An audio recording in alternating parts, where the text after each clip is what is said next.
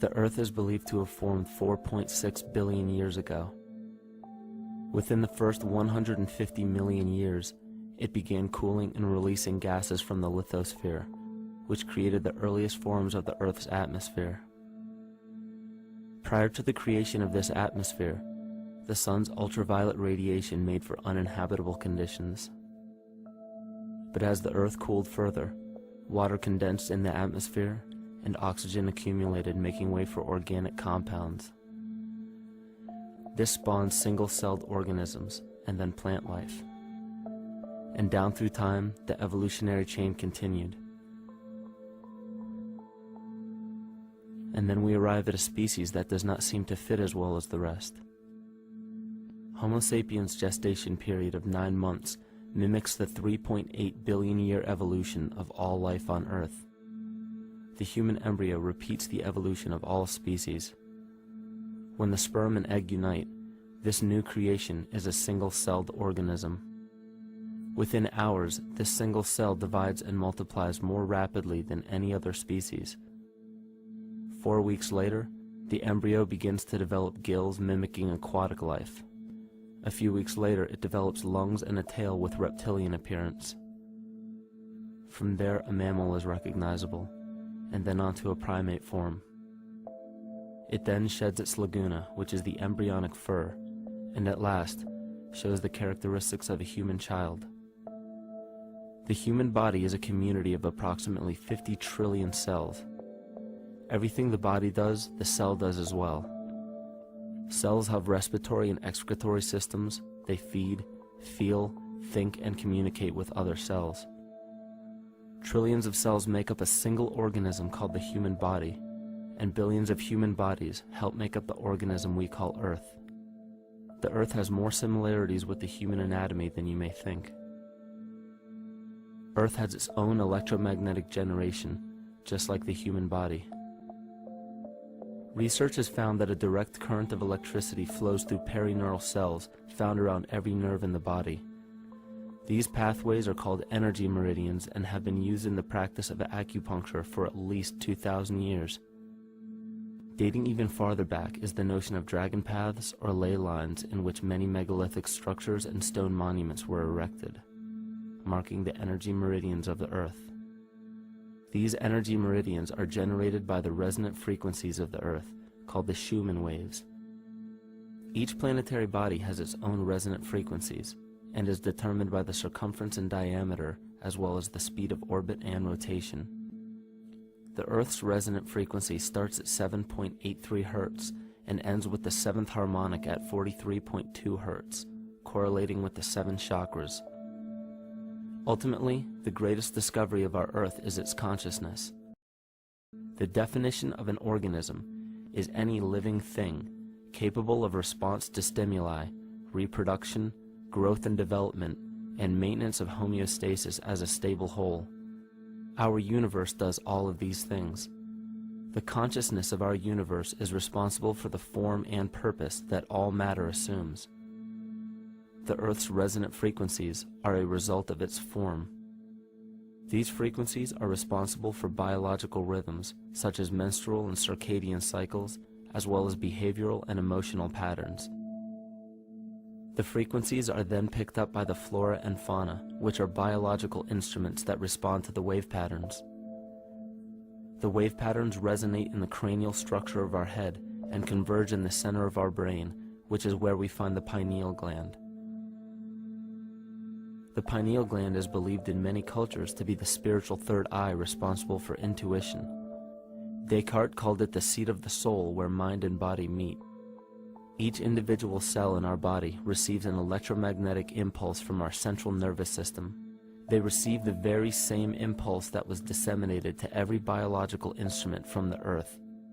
An explanation of our conscious universe has been attempted by religion, science, and philosophy. The neglect of biological nature from any organism causes illness. A divorce from nature, exile from Eden, confounding of tongues, they are all symptoms, not of a biblical God or deity, but the true self. The greatest and only threat to ourselves is a loss of self, the death of our divinity. As we barrel through history with oceans of information, yet barely a drop of wisdom, we have to understand how we lost ourselves.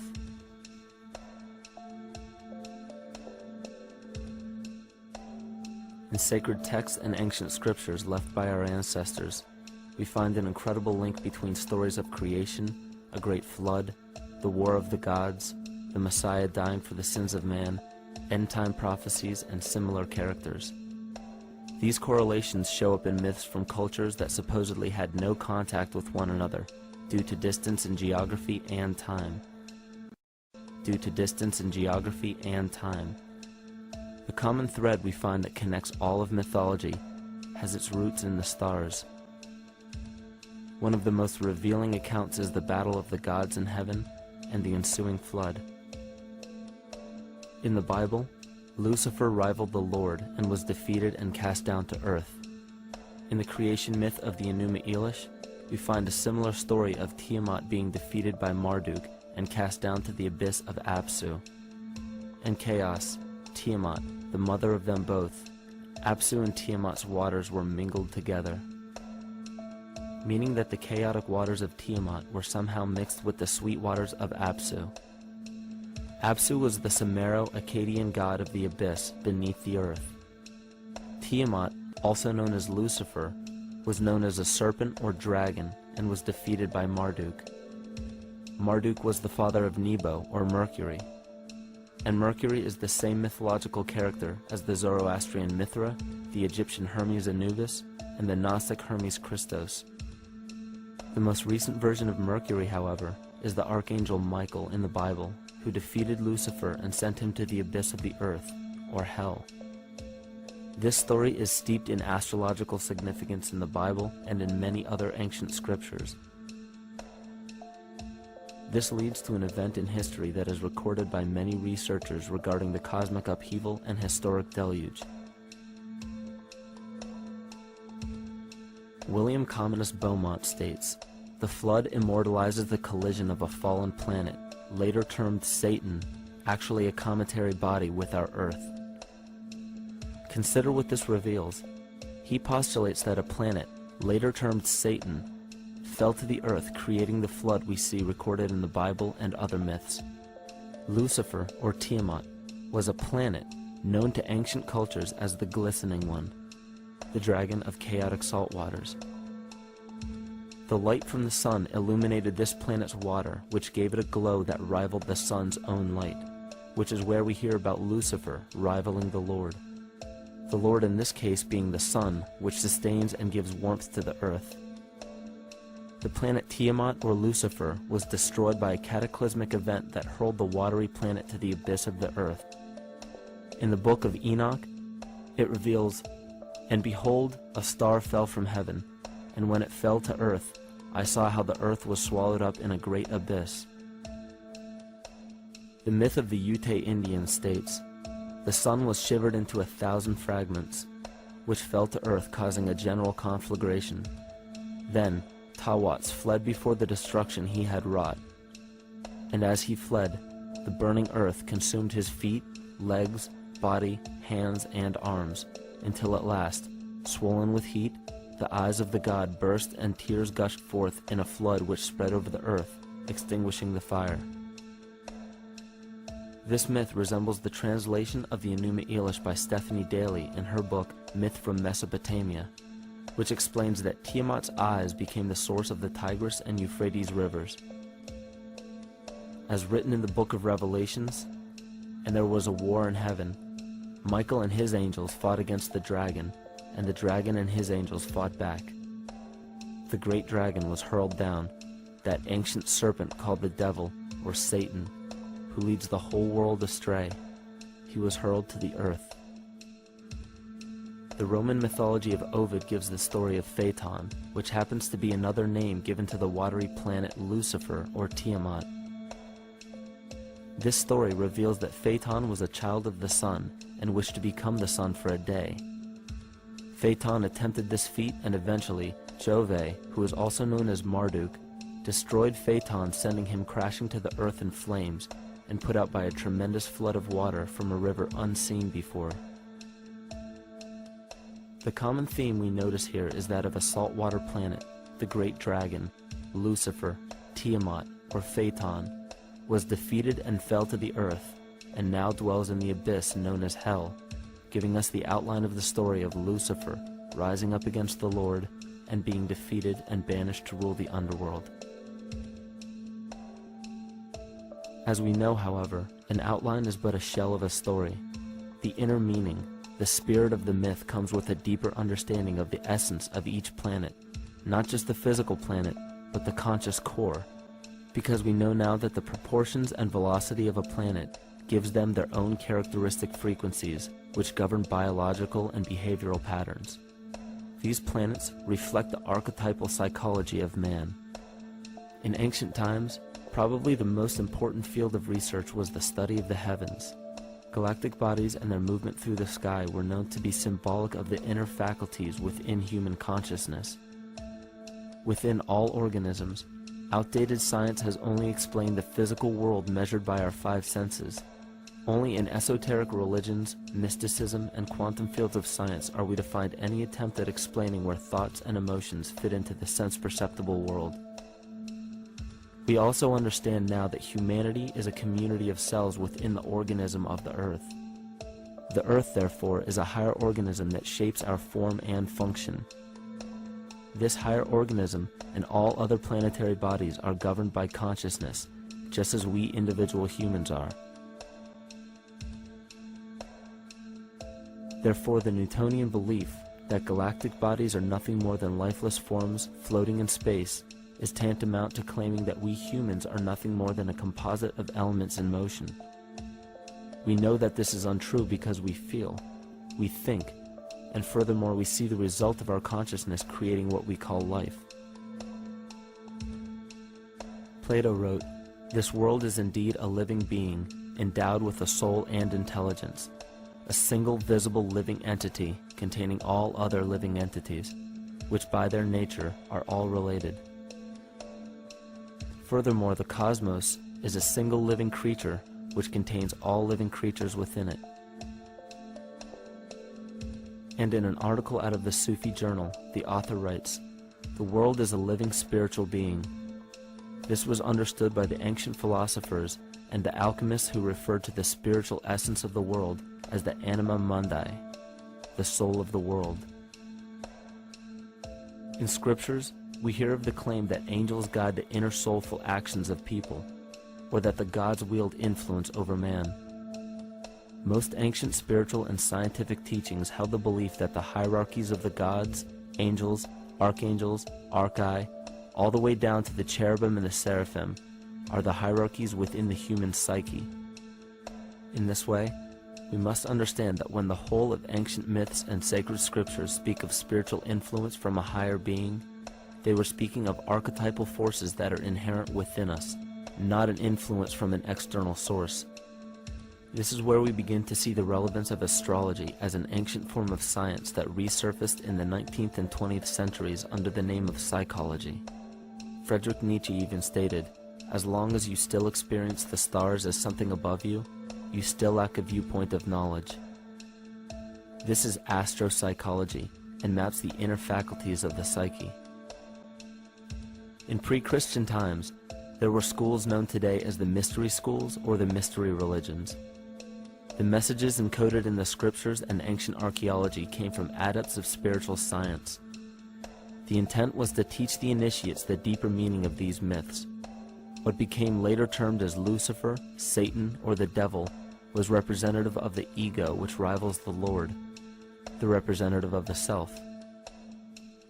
The true self is the epicenter of a person's entire being. It is the total sum of everything that we are.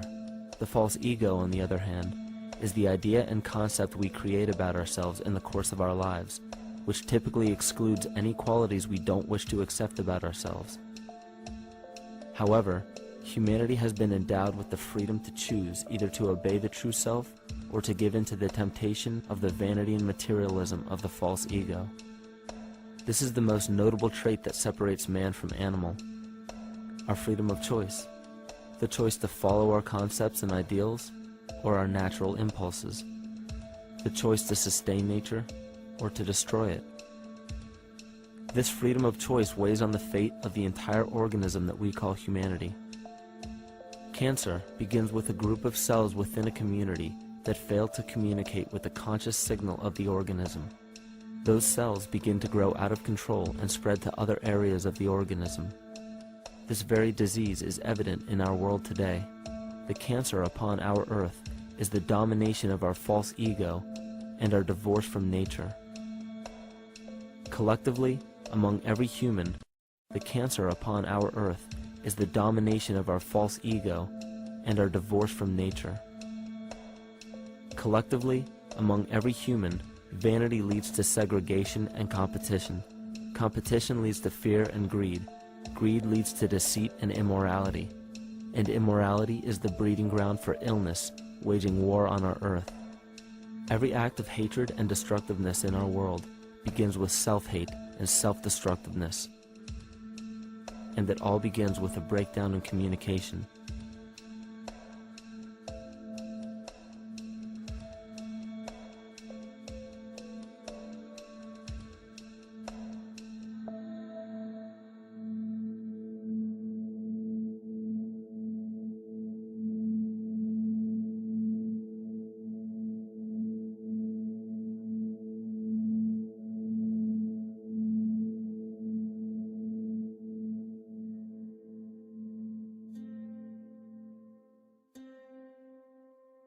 In nature, all that we perceive with our five senses is a result of two fundamental principles.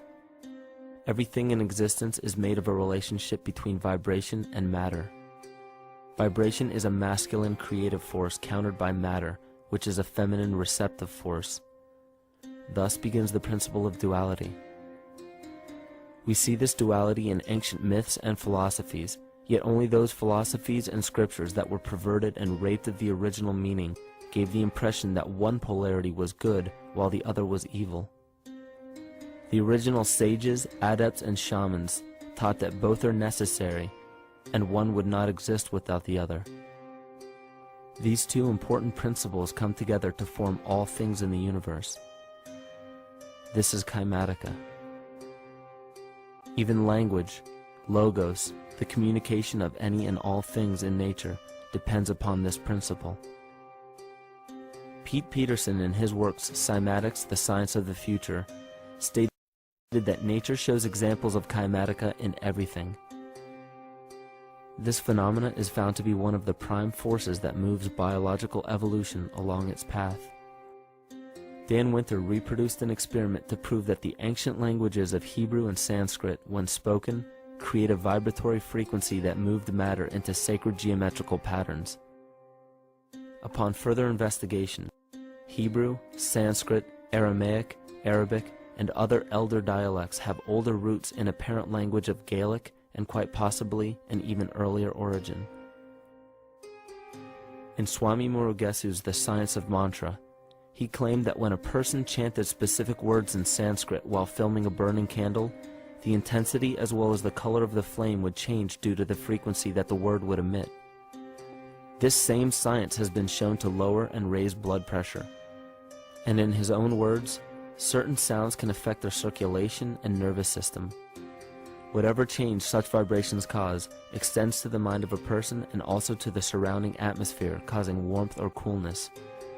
All this can be known by study and shown by practice. This rediscovered knowledge of the science of sound shows that sound is something more than mere vibratory signals. Not only does sound interact with life, but it sustains and develops it. It acts as a conduit of conscious intent between people, societies, and entire civilizations. Yet the psychic illness we endure due to the domination of our false ego is reflected in the collective. Our psychological schism has shut us off from communicating correctly with our inner self, which is exactly how cancer cells within the body operate. In the collective, we have created a language barrier between humanity and the rest of nature, acting as a global cancer. Recorded in history, the efficacy of the ancient languages has been severely uprooted. The alphanumeric translation from Hebrew to English shows a complete reversal of the two languages, giving the cymatic effect unnatural results. Dr. Leonard Horowitz stated in his work on DNA, 1/3 of the sensory motor cortex of the brain is devoted to the tongue, oral cavity, the lips, and speech. In other words, oral frequency emissions spoken or sung exert powerful control over life, vibrating genes that influence total well-being and even evolution of the species. A degradation of language in this case is shown to affect biology. If something as basic and important as language can be degraded and devalued to such a degree, yet never questioned, what else might we be missing? Think of an aspect of your life that dictates the limits of your freedom. Government and law enforcement, insurance and pharmaceutical companies, taxes, building permits, driver's licenses, and more. There are hundreds if not thousands of stipulations, regulations, and boundaries on our freedom. And out of the ones that were just mentioned, how many have you researched to find out whether they apply to you or not? Let's look at the forms of law that we currently acquiesce to.